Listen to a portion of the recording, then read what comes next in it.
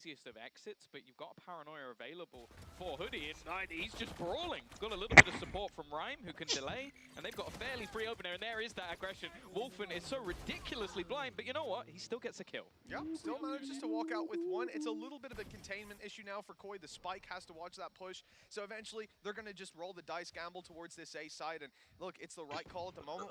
Space given up, but look at the rotations. Giants are now coming behind them. That's the thing they were worried about, and it's timed very well for Nukia. The question is, they're drifting back. Are they going to end up running into him? Nukia, this fight could be everything if he can get one even. But taken down, that opens up massive amounts of space. Có mẹ mày xu. Trả cái acid cho tao. Mẹ nó. Cái acid của em đó là nó phải thuộc về anh đó. Has actually set themselves up wonderfully. Fitino going to get the information, goes back for more off the back of the dash, but they're still going to be able to garner that control. And he's the only defender really within range of doing anything more. Paranoia isn't going to connect onto him, and they go to check the back. Cày vãi luôn. He will go down instead. That Paranoia back out, you know, it obviously fired with the hope of helping the player on site, but they just went down at the wrong time. Nice shots from Oni. A headshot through the box, one in the head to Trex, and that is it done. Giants picking up the pistol here. Fantastic work for them getting back in. Lỗ mẹ mày. Still a little bit of utility to play with. They are getting pinged up all over the shot. So much information. Easy entries into the site.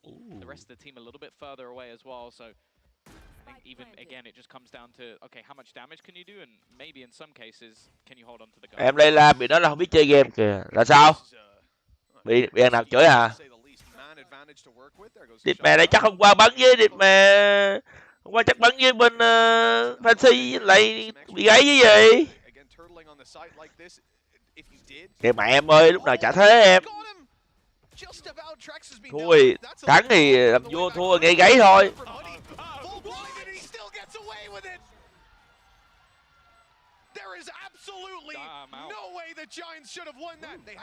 Cái lò má xây đót nó ngồi nó xè.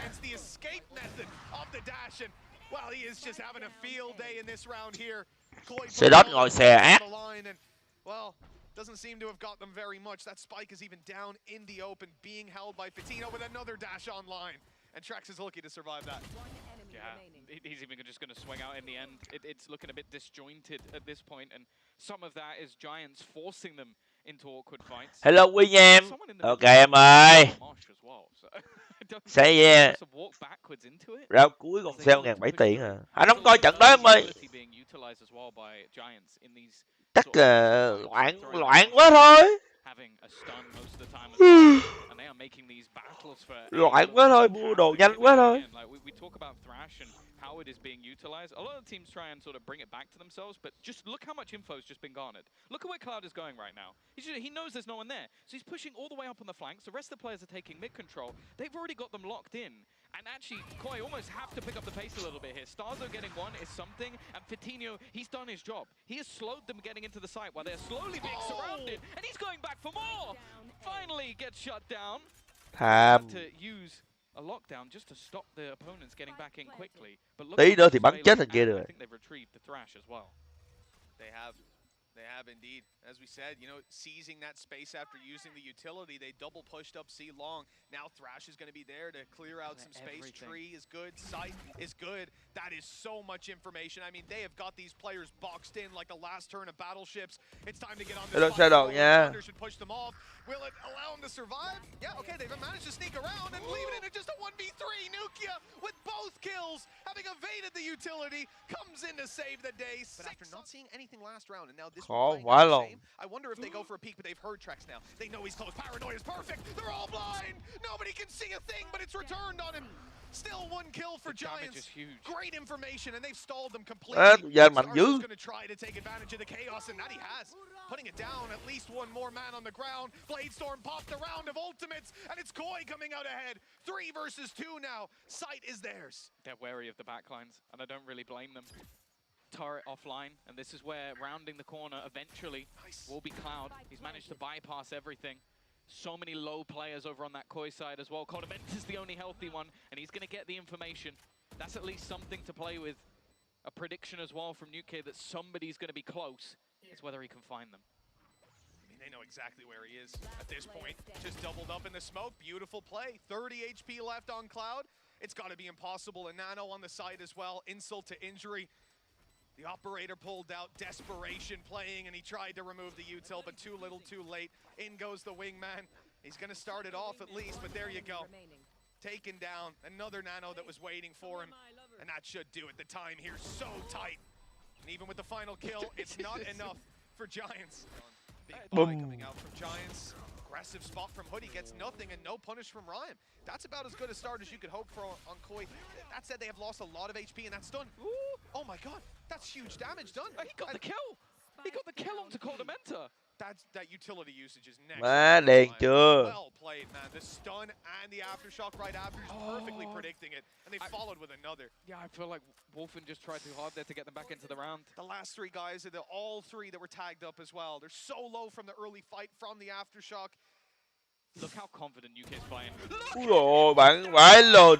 Just takes two down immediately. Tay to ác. And well now, it's left on to Starzo, and he pulled off plenty of miracles, but just look, he doesn't even have the spike. And the lockdown guarantees. No.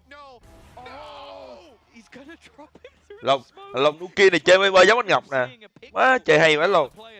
Lockdown's going to get them Không một vết xước. Bear in mind, Thrash is online, so they can use this to get all the information they could ever need, and maybe even detain a couple of players. Paranoia being set up as well to just make things more awkward, and they are setting up one like a turret. It's going to be mẹ con tì đéo nó đồng đội. should be a freebie, nothing that can be done. Con tì nãy giờ win mẹ rồi. Showstopper in on a response, but he gets blinded on the way back in, and now he's out as well. Cày chưa? Bị ghét cô nó mù. Bị ghét cô nó mù. It is 10 for Giants. Rolling Thunder, here it comes. Good night and sweet dreams. You're in trouble. That's good though. A blind stops any punish to come off the back of the ultimate. And in fact, Koi are able to return a little bit. They got players stuck on the site though. Problems could come from there. Mosh pit. I don't know if it landed exactly, but Trex is able to evade anyways. Move up to fight into spawn. Good foothold to fight from. And Cloud's left alone. Two more opponents to take down. He's done it before. He's been phenomenal so far. And now it's just one. He's low HP though. This should be Coldamenta's round. The last of the round. Again. 11 rounds. Bỏ túi mày luôn. Bỏ túi mày luôn. Single play that you think this is the one. This is where Koi finally get another round. Ý, trời ơi, 11-1 luôn rồi. In towards the spawn, wrapping around. Those steps are heard though. Good information already read in here by Koi. They know what they're up against. They've got the players on C side to deter, and that actually forces them back again. But by the time they go back, Wolfen's now in position. He concedes it. And this is one of the most confusing pistols I've ever seen. Not to mention the fact that Nukia has been sat here the entire time. And now he's caught them. They open the door and he closes it on them in this round at least. 2 versus 4. One player known to be around that box. One enemy remaining. They have an idea where Trex is on this and just Má bị 2-1 luôn mà nát. Vãi lồn nát. It just seems like no matter what decision is made, it's Ôi trời. where you're falling into the hands of opponents. Already one down, Mosh going to be used to hold them back. Wolfen completely blind. He's forced to just rotate off with the rest of the team, and this is a free afterplant. Nobody even anywhere near the site to stop them. Fatino playing the bodyguard to wingman, make sure the spike gets planted. For Koi, that retake really doesn't look pretty. They are missing so much. They have a nade on the way through. They spotted some players in the water. That nade going straight on them. Flash, though, out in the open. And they end up coming ahead. Koi might actually have a chance in this round. The Stingers, a big disadvantage in a lot of these fights. They got to use them, and they got to use them now, running through some utility if they want to end the round. And you can just hear that spike ticking away, the time really not allowing them to wait any longer. Finally, Trex will go through that orb, lose most of his HP. And it looks like Shados is about to lose the rest of it. There you go, 13-1. An incredibly dominant display from Giants on their map pick. We expected this to be a close series, and it may still be as we move on to Ascent, Koi's map pick, but wow, we need to see a different face from this team. Má nát dữ vậy trời. Trying to isolate some of these duels, but it's looking a little bit more troublesome. Already up and over they go, though, and the trades are going relatively well. The attacker's holding on, at least for now, and now Hoodie Last man trying to come back through the door, trying to at least find one of them, but completely blinded up and stuck in a corner. Koi are going to keep that one clean. That has been done for a long, long time.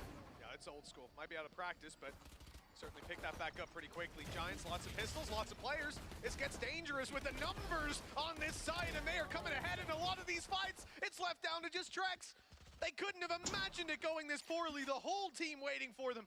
And yes, Trex decides to hightail it to the B side. He's going to have a bit of a Ca xế hả? there. I see how quick Hoodie is. Hôm qua anh coi là đụng map 1 bị mà liên quịch nát mà em.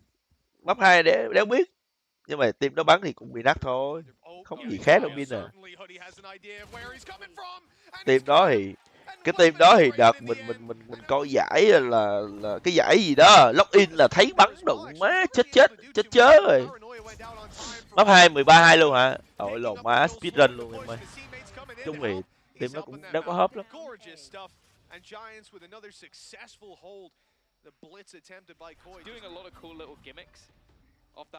Để lát coi em ơi, để lát coi. Úi rồi. 3v3 and a real possibility here. It's the HP on Coldamenta though. He's down to 20 HP. He also doesn't have a gun. Oh, he's making his way into the smoke right now, trying to retrieve a gun on the side. He's made it over to his teammates. We could have a chance here. With them grouped up now, an opportunity for Koi to fight together, to hold this map control in the crossfires. The first man up top spotted, but Cloud, it takes them way too long to deal with him. And Trex has to do it all, and he might just 2 HP, and he's gotten it done. 3 kills in this round for 3 on the board.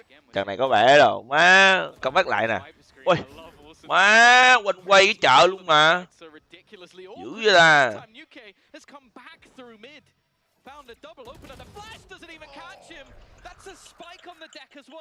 Quay chợ luôn. The worst part is the site players haven't cleared site. They don't know whether there's players there waiting for them. They assume there are, and as they attempt to get Trex back up, he's eventually dropped by the flurry of bullets coming his way. Flash around. Nuki's not going to even peek on it. He is just keeping them back, keeping them worried, and costing them as much time as he possibly can as they go for that spike. A kill eventually comes through. Ryan doesn't know there's still a player. Pizza, this is starting to fall apart. But did they have the read on those early rotations? Do they know how many are here on B? As they make their way in, there's still 2. One on the backside, but up close. Cloud hadn't been spotted. There's the double swing to close it. Well handled by Giants in the end. They send 1, they send 2. No matter what, Hoodie will drop them. Yeah, he's literally solo again. Util to deny. In fact, this time Wolfen's actually just going to challenge it, and they're going to throw in the Nightfall to try and pressure, but Sao mà vô được? Denies him taking any of the space. There's no follow-up. Coldamenta eventually is going to make his way across. TP probably went a bit hard, but it doesn't matter. That's spiked down in the corner, and now Cloud combines again. It's just an absolute shutdown on the B side. It's closed for business. Mạnh mẽ quá. He's hoping for a late lurk, but unfortunately his teammates have done barely any damage. They're making the right call Here we go again. Oh, they've got rid of his util. No wall. This is a problem. Now it becomes a little bit more difficult. They've taken the pacing Patino over the top, but it's a very fast trade. They know where this man has been playing. I don't know if they expect the second player again. No! And Cloud just bắn ghê vậy? them. Mẹ đâu bắn ghê vãi luôn. Để mẹ đứng góc khó nó làm 2 là win mẹ đâu này rồi còn gì. Nó đứng góc khó vãi lồn nó làm 2 luôn.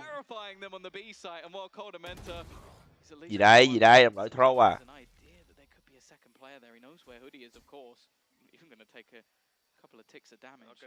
And well, never mind in the end, 8-4, solid half from Giants. They've just gone after Plum for free. Such a terrifying prospect, but oh dear. Main is taken. Okay, a foothold for Koi to fight back from. The spawn was just paranoid. They don't want to fight into it though. Staying on the stairs, they've got a player up close to Patino, and he's hitting all the headshots, one after another. And that's got to be another nail in Koi's coffin. Đĩ mà bắn kìa, không một vết xước. Má bắn không một vết xước luôn. The pistol round of half 2 goes to Giants. We'll see what more he can do. Má clean act. Cloud burst used to cross over, but Shadow still lands a kill. And now, well, a few more than he was expecting, perhaps there. What is so? Realizes it's not going to be so a fight buồn ngủ rồi. to take, but Starzo around the smoke. Smart play, good damage, and he's almost walked out with 2. Yeah, this leaves Vitinho in trouble. He's slowly being pressured, wrapped on. And he's not going to get anything with the Guardian. They've somehow managed to do exactly the same back. Khó, Viper có Viper hơi khó công map này. Onto Rhyme, the numbers will now start to thin out on the Giant side, at least you'd imagine so. Hoodie, though, on the site, hasn't grabbed the weapon. 30 seconds left. Still left with just a Sheriff in hand. There's a seize, he still lands it. Now it's starting to get scary. Má, Hoodie bắn vãi luôn. Là lỗ Hoodie đâu, mới cầm cái Sheriff vô đó làm hai cái mặt. 14 health, just after they find a response. And it seems they've let themselves down again. Giants, double digits on the board. They've done it with classics. They've done it again, Tom. Echo luôn. It's just a direct take. They know exactly where Coldamenta is. He's under so much pressure. A great horn going through, but nobody able to actually do anything off the back of it. And such a clean take into the site. It's straightforward from the other side. Wolfen trying to be the hero. He's down instantly. There's at least a trade, but now a Viper's Pit as well in the afterplant. Not something you have to play up against too often on Ascent. Can they find any sort of ground? This the reveal, at least with the drone. Gives them a moment up top. There's a drop down from Trex. That should have been heard, and it was. Cloud quick to deal with that. He's the one playing outside of the pit now. Inside, not a chance for Starzo. And Shados, he's picked up the operator. He's picked up a few bullets to the back as he tries to flee the site. Save the op for the next round. Khó vậy luôn. He'll be successful. Obviously, you're not expecting that this is going to be a fake, that this is a light play. In fact, they're looking to fully commit. Nice position from Trex. He hasn't been spotted initially, but he'll be dropped. Not before he's done more than enough, though. A 2 versus 4 and Spike on the ground. At this point for Giants, they have to rely on a Hail Mary. Well, he's still getting them info as well. He can just say to the rest of his teammates that, well, there's no one on the site anymore. You can reclaim that control, and sure, he'll go down, but it's worthwhile. 20 seconds left. No real chance for Giants to get back into this one. Cloud aware that there could be someone close. Crazy shot to clear him. No. Thua luôn. So much damage. It comes down to the 1v1. TP across. It's down to Nuke, and he can't quite close. Má hên vậy. Even been remotely close. Ulti này hả? The rest of the team following alongside him. Shadows though has done well to open up. Ulti của Viper là duy trì lâu lắm em. Em cứ ở Viper cứ ở trong đó là nó sẽ duy trì thôi, nó có một cái thanh năng lượng á. Em đứng ở ngoài á mà khi thanh năng lượng nó hết một cái là nó sẽ mất. Còn mà em Viper chỉ cần đứng ở trong thôi là luôn luôn có. Không bao giờ mất luôn. Cái ulti á. Trừ khi là Viper tự động cancel cái quả ulti của nó thôi. Thường thì ulti Viper thì nó sẽ đứng ở trong đó luôn em mà. Quả ulti đó là đồng đội với nó đứng trong đó luôn là gần như là em không có con chó hay là cái gì để dò vào trong cái chỗ đó thì rất là phiền.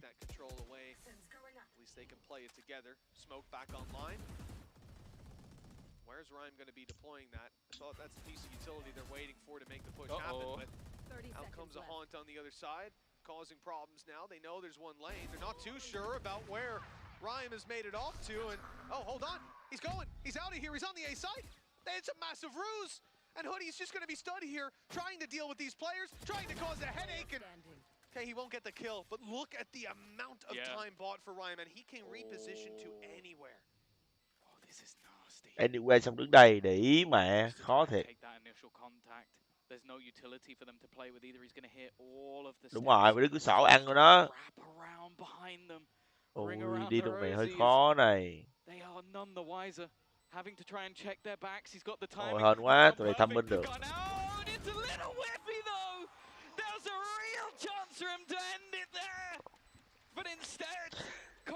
Má, bắn lén trời ơi, bắn lén. This comes down to the Viper's Pit. Oh, it's going to be used passive. It's not even on the side. Locking down short control, but oh my! Thôi tạm biệt. Got the double. Fatinho following up, and it's one man left, standing with an Odin in his hands. 5 opponents to take down a Viper's Pit, blocking off his route through short. Everything against him, and look, it's going to be Hoodie to close it out with a stinger, and I'll bet that does sting. Koi, they fought all the way back. They pulled themselves out of the depths of despair in this map, but in the end it wasn't enough. Má, phanh bòi la dữ vậy ta.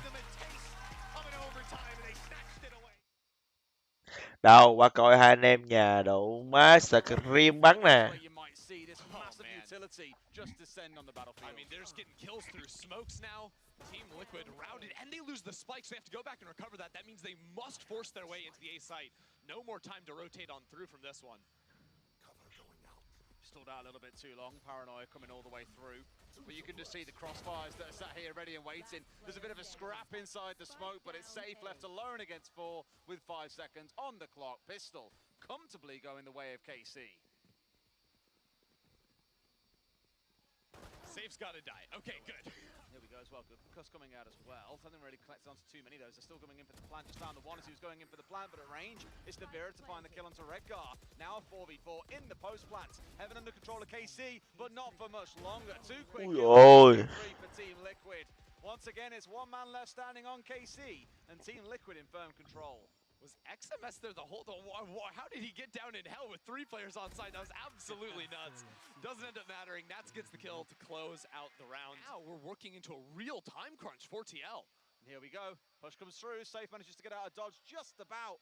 Almost 20 finding himself seconds, going guys. down. And they've got to make the push happen. They've kind of been greeted by this dumpy utility that was still remaining for KC.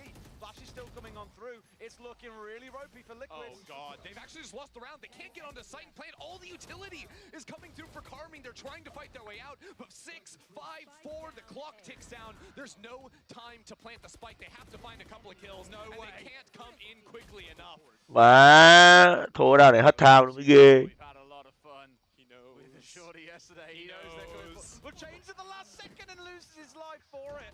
Classic Valorant timing moment. Scream finds 2 though. Soulcast 2 to find for himself, but feels plenty doable, assuming they didn't know where he is. But they do! And Soulcast wins both an easy flick from head to head. Ghê rồi, mất team bác làm stream luôn mà. Đít cúng mày. That was actually Soulcast slamming that one. Trời ơi, đủ má. Cái lồn má ông Soulcast vừa đi vừa cầm flash á. It's just Scream stuck here on stairs. They're trying to clear him with util, but he's good for 1. Good for literally 1 as well. Labyrinth nha. Xong rồi hả chị em? Redgar's getting that spike down. See that util. Hit that tripwire. Oh, how are we not coming? There's a trip there. Navera capitalizes on the kill. But it's already going to be a pivot over to B. Look, Casey bid on it entirely. Once again, Redgar has ultimate. He wants to go into Boathouse. They're ready. They're posted this time around off towards the spawn side of B, which means they're ready and willing to fight. Out come a flash as well, and they get the swing off the back of it, even through the smoke as well. They don't care about this. Chưa tải xong game luôn hả? Phải rồi. Yeah, Nuzera has ultimate for the retake. That's why there's 2 players of TL. Hình như là update có 10 GB à. Chaos of how that round played off. They're going to try to dodge away from all of it. Em mới gánh đang đây mình ba sát thua à. Ôi đang đây mình mẹ em ơi. Em không gánh được là lỗi mình thôi, không phải lỗi tụi nó đâu. Finally, KC battle their way through, but what did it cost them? Absolutely everything.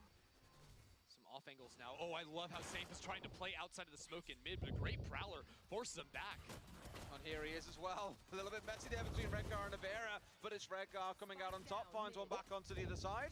Safe expecting a while through his right, but simply not the right place to be. It really has become a battleground here in mid, yet no one really looking too dominant just yet. 3v3. I mean, the A site should belong to Carmine Core. They just have to get the spike out of here. Safe's continuing to peek out through the smoke in mid, and now the walk up from Shin is absolutely massive. You can see Nats is maybe worried about that lurk, but Safe not quite so much. A huge kill to go down, and now Nats, unless he can find something, this round is over. Bailed off on the plan as well. But it's all going to come to some work here as well. For 1 coming up as well from main, unless Nats can win it out here in a 1v2, and he gets 2 as well. Down goes the spike. Can he make it a 3 to clutch out the pistol? Hết lỗi con mẹ luôn mà. 9 and 4 for Liquid, and that's one hell of a way of turning around what looked like a lost situation. Redgar's position on Nhìn tiếng của lồng stream bắn chán nha. He can hurl this paranoia when he hears the footsteps coming in, and then Nats and him can both swing off it. It's brutal. Or they just stall with it. A little disappointing. Kind of got themselves held up here, KC, at least a smidge, but they've still got that numbers advantage they're looking for. A slight miss as well. Will he find more than 1? No, he will not. Gets 1 immediately responded to by the other side. And now it's all down to Soulcast on back of sight as well with some help from above. Here's Angel on top. Nats bringing 1 down too.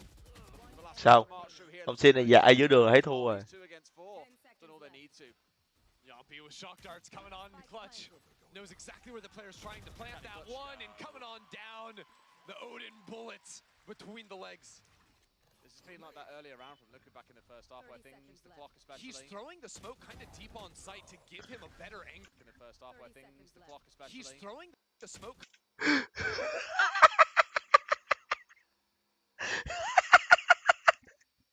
Nếu không edit con mẹ đó.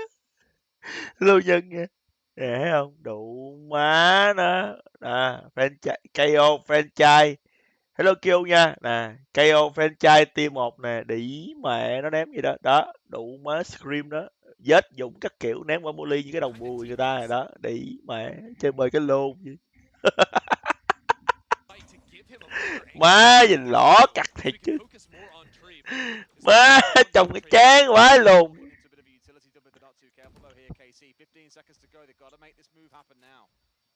And there's going to be a late pinch. Watch Save coming in right behind on Tree. Sees the first. XMS absolutely clueless.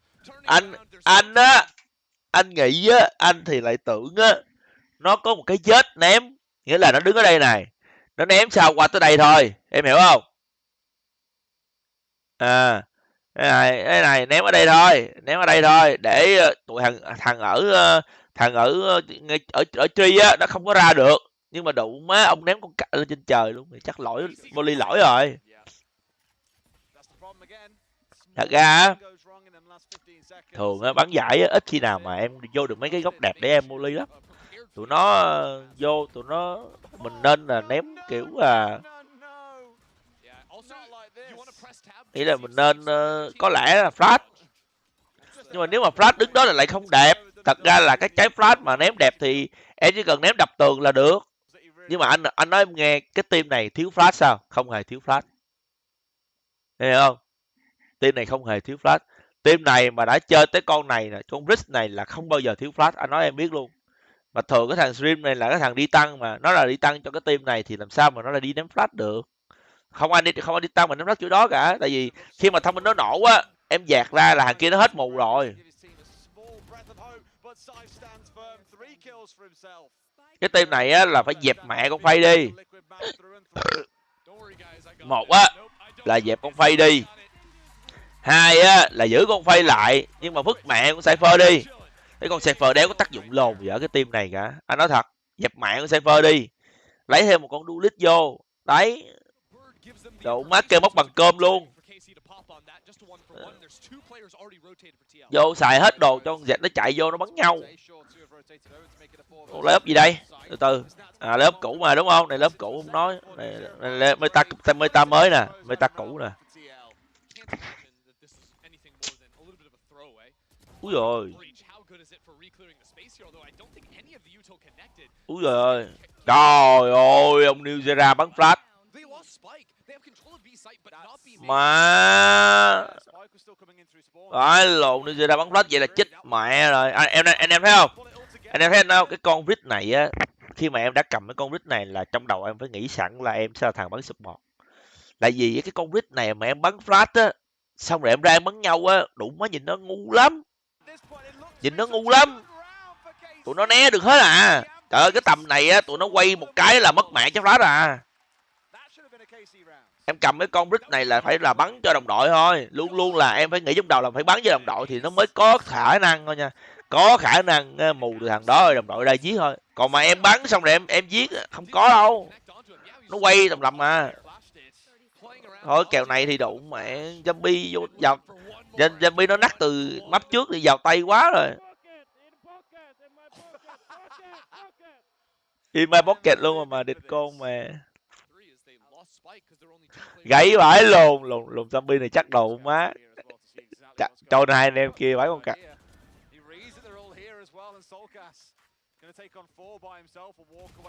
Ui ôi zombie kìa. Ôi ôi ôi thấy chịu. Đĩ mẹ thấy chịu á. Lầu má ông này có ulti thì đéo bắn với đồng đội vô sai nhờ. Nè ông này có ulti này. Đĩ mẹ thắng. Anh nói thiệt với em á, thường là thắng 4-0 rồi á, đủ má nó. Mình bị tụi nó mà nắc mình 4-0 rồi, ít khi nào mà giữ ulti lắm. Cái round này là những cái round mà gọi là quyết định nè.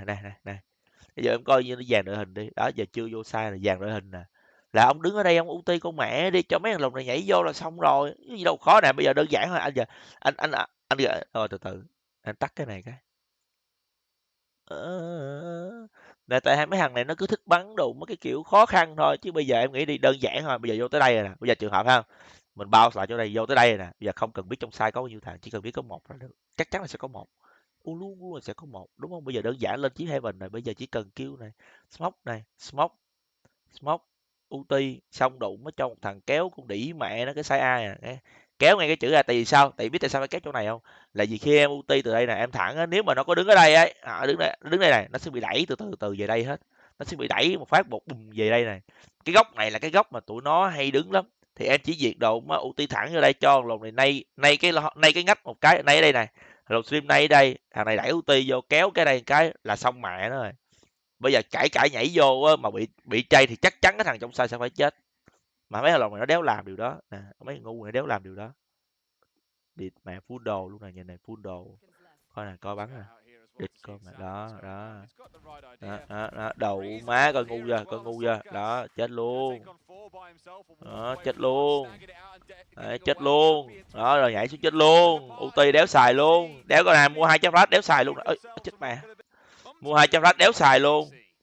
Nói chung là anh nghĩ là tầm này nó thật ra không phải tụi nó đần em hiểu không, mà kiểu nghĩ sao á, kiểu bị chật nhịp rồi. Anh nghĩ là team này bị chật nhịp từ cái map trước rồi, từ map Ascent ấy là chóc rồi, tới qua map này là bắt đầu đụng má nó đéo khớp nhau nữa rồi, bắt đầu tự nhiên mỗi thằng bắt đầu nó đéo khớp nhau nữa rồi. Chết lẻ cái đéo vô bài được á, bắt đầu nó trôi. Này có ulti mà, này New Zealand có ulti mà. Anh chào Khánh nha. Nó kiểu vậy á. Tới đây là cúp rồi. Thường là comeback là từ những cái round 4, round 5 như thế này là khi là mấy những cái thằng mày đi tây tờ của mình đấy, nó có những cái quả ulti khỏe là em phải bắt đầu rồi má thắng lại rồi, nếu không là mất cái game này luôn. Nữa là đủ má nữa là đó tới rồi đó để mà nó coi đứng nhà kìa. Đó coi đứng nhà này chấp là đồng đội đụng mới vậy nè. Đó vậy sao chơi nè, vậy sao chơi đứng ở nhà bắn giáo flash, mất con mẹ cái B, mất con mẹ cái chợ luôn, xong đụng mà mất luôn trái bom. Ôi ôi thôi liệt mẹ ông Ninja này vãi luôn. Bị chửi đụng mới bị chửi đéo ác thì thôi luôn á,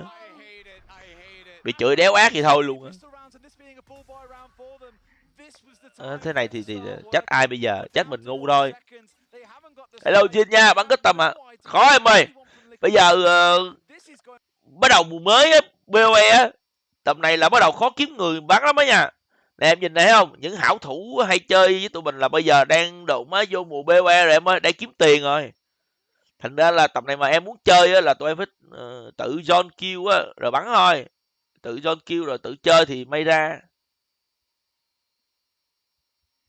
Mấy hảo thủ này bây giờ đang vô dòng xoay tiền bạc kiếm tiền em ơi, chắc phải tháng 2 tháng nữa mới gặp lại mấy hảo thủ này.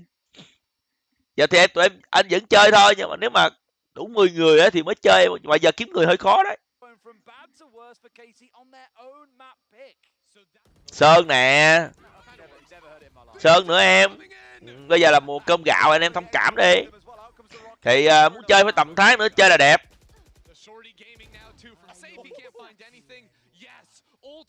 Trời ơi đủ mẹ, nói gì cho xa hết cái giải, ví dụ như cái giải BCT này, nha. Cái giải BCT này là bắn hết cái group stage xong rồi mình sẽ có 1 tháng mình break, xong rồi tháng 6 mới bắn tiếp đúng không? Thì nói thiệt với tụi em á, anh cũng nói team Pate á là chỉ anh cố gắng để cho team Pate qua được cái group stage xong một cái á, là anh cũng phải chơi BOE thôi.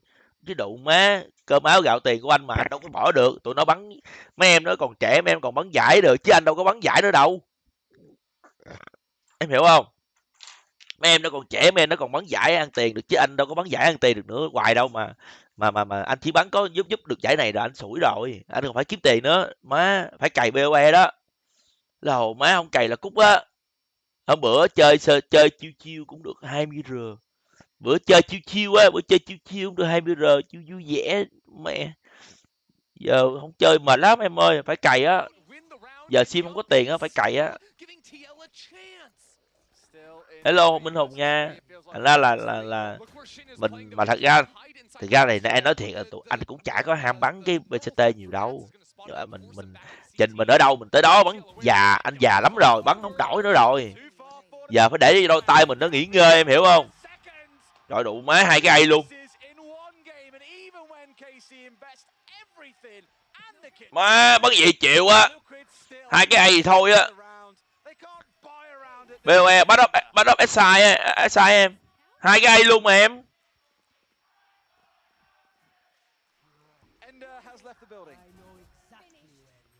Nay có tâm vui vẻ không ạ? Nay anh có tập team nha. Nay anh có tập team á, nhưng mà có tâm thì để coi đủ người mới chơi em ơi. Ồ, cái lồ má con nó kìa. Một mình nó bắn gần 18 sát. Ơi. Đĩ mẹ. Hip set. Cái lồ má chỉ hip set.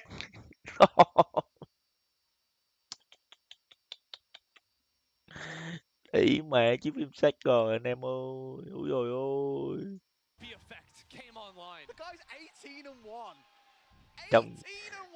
Trong chán vãi luôn. Trời đéo chiếu mặt có mấy thằng bên kia ta để coi mặt anh em nhà stream chứ. Lý mẹ. Mày. Rồi ông stream này. Ôi ulti chắc sai, đéo có ai không sai luôn. Mày. À bắt được lùng này. Thôi xong rồi. Bắt được thằng lùng này nát thì tất cả cũng chết hết.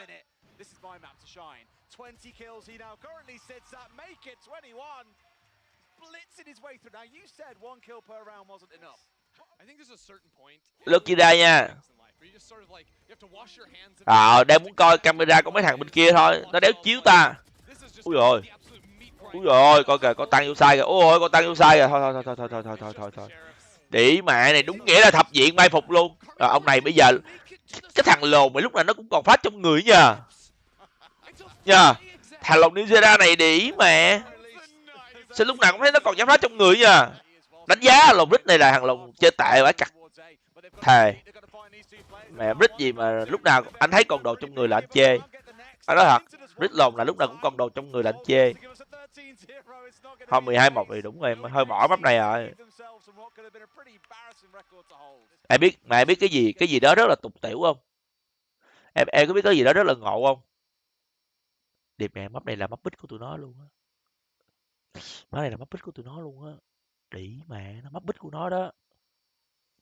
Hello má coi nè, map bích của tụi nó luôn á, mà nó bắn vậy đó. Rồi nghe tới cái game BOE hả? Game này lâu em, chắc do em ít chơi những loại game giống vậy á. Mà map bích của tụi nó đó. Fuck. Do they even know he's at the back here? Surely they do. They've put him out with the dog as well, and Cuss comes through, everything raining down on him, and now they're all stacked up three towards the single spot. Concussed XMS on site.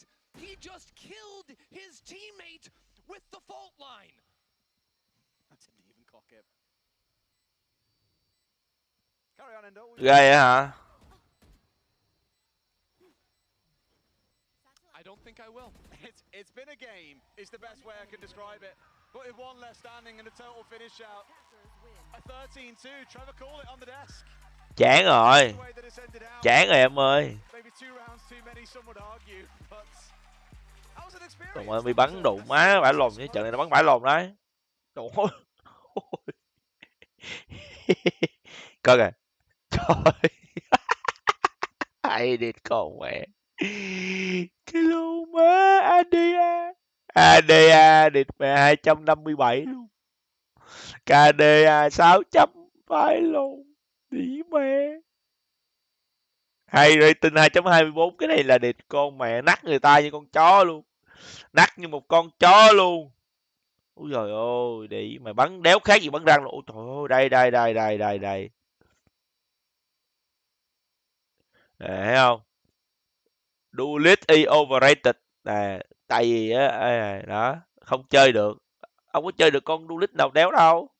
Nè, bích Duelist vô bắn 24. Chơi được con cặc. Không chơi được con gì cả. Quá chán trường. Thiệt luôn á. Lỏ vãi lồn á.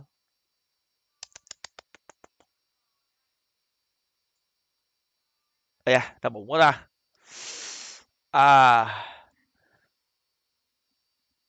Bắn gì nổi ông này, không biết chơi Duelist ơi, đánh giá. Anh đánh giá thằng này là chưa bao giờ biết chơi Duelist. Thằng này không bao giờ biết chơi Duelist. Ngoài trừ con Reyna là gọi là chơi cho, cũng gọi là biết chơi thôi chứ. thật ra là nó ao am người ta thôi chứ không phải là nó cầm đu lít không phải là con Reno nó ghê đâu, mà là nó bắn răng thì nó ao am người ta thôi, chứ bình thường thì bình thường thôi. Giờ tầm này mẹ lỏ quá luôn. Đúng rồi, ngày mai anh sẽ offline anh em ơi, ngày mai chủ nhật thì anh sẽ đi Vũng Tàu với gia đình anh rồi, sáng đi chiều tối mới về, chắc anh cũng off sim luôn. Hôm nay thì lát bây giờ anh đi cắt tóc cái, bây giờ anh đi cắt tóc rồi, đi cắt tóc xong rồi nếu mà anh quay về tầm 9 giờ á mà có 10 người á thì mình chơi, còn nếu mà không có thì phải đợi chiều nha, không có thì chắc phải đợi tối mới đủ, anh nghĩ tối chắc mới đủ người á, tối chắc mới đủ người á, tại vì tối thì may ra tối thì anh tập team xong á, 1 giờ anh tập team xong á thì tầm chiều chiều 5 giờ 6 giờ thì mình chơi, ok. Còn bây giờ chắc buổi sáng nếu mà không có thì anh nghĩ là chắc khó. Thôi anh đi vệ sinh cái xong rồi anh đi cắt tóc luôn. Bye bye mọi người nha, gặp lại mọi người sau. Ok, nói chung là tối nay anh vẫn có sim nha, tối nay sẽ sim nha. Bye bye, bye bye. Ây da.